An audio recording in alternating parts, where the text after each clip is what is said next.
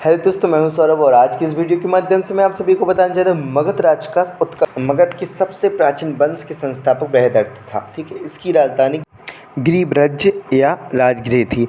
जरासंध बृहदर्थ का पुत्र था। जरासंध किसका पुत्र था? बृहदर्थ का पुत्र था। आर्यक वंश के संस्थापक बिंबिसार मगध की गद्दी पर 544 ईसा पूर्व में बैठा हुआ था। ठीक है, यह बौद्ध धर्म का अनुयायी था और प्रथम भारत राजा था जिसने शासनिक व्यवस्था पर बल दिया था। ठीक है, बिंबिसार ने बृहदत्त का निर्माण कर अपनी राजधानी बनाया था।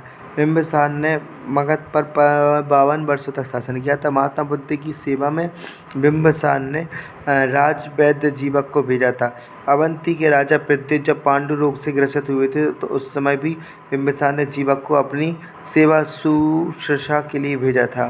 बिंबिसार ने वैवाहिक जीवन स्थापित कर साम्राज्य का विस्तार किया था। इसने कौशल नरी प्रसेनजित की बहन महाकौशला से, वैशाली के चेटक की पुत्री चिलना से तथा मद्र देश की राजकुमारी क्षमा से विवाह किया था। ठीक है, 3 जगह से विवाह किया था। बिंबिसार का अपन लगा सकते हैं जब हमें लिखना हो, डिटेल में लिखना हो कि प्रशासनिक व्यवस्था का विस्तार किस तरीके से किया।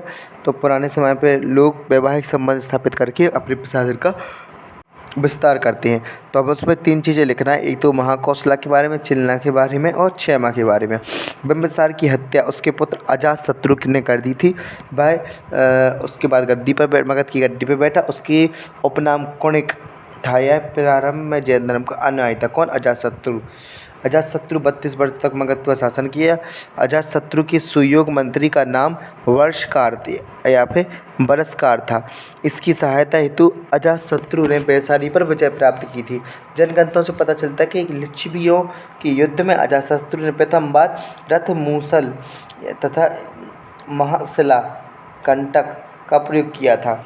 तो ये क्वेश्चन आ सकता है कि रथ कौशला मतलब कि रथ मूसल मतलब कि आधुनिक टैंकों के समान जो चीज़ें होती हैं ना, उसका सबसे पहले प्रयोग अजातशत्रु ने किया था। ठीक है, 461 ईस्वी में अपने पिता की हत्या कर उदयन मगध की गद्दी पर बैठा था। देखो, अपने बिंबिसार की हत्या की थी किसने? अजातशत्रु ने। अजातशत्रु की हत्या की थी उसके पुत्र उदयन ने की थी। ठीक है, और उदयन का पुत्र नागदशक हुआ था जो अंतिम वर्ष हर एक वर्ष का अंतिम शासक था। ठीक है, नागवंश के को उसके अमात्य शिशुनाग ने 412 ईस्वी में अपदस्थ करके मगध पर शिशुनाग वंश की स्थापना की थी। शिशुनाग ने अपनी राजधानी पाटलिपुत्र से हटाकर वैशाली कर ली थी। शिशुनाग का उत्तराधिकारी कालाशोक पुनः राजधानी को पाटलिपुत्र ले गया और शिशुनाग वंश का अंतिम शासक नंदीवर्धन था।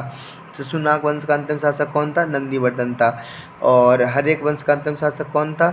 उदयन का पुत्र नागदशक था। ठीक है, नंद वंश का संस्थापक था महापद्मनंद और अंतिम शासक घनानंद था। यह सिकंदर के समकालीन था। चंद्रगुप्त मौर्य की युद्ध में पराजित हो गया था और मगध पर एक नई राजवंश मौर्य वंश की स्थापना हुई थी।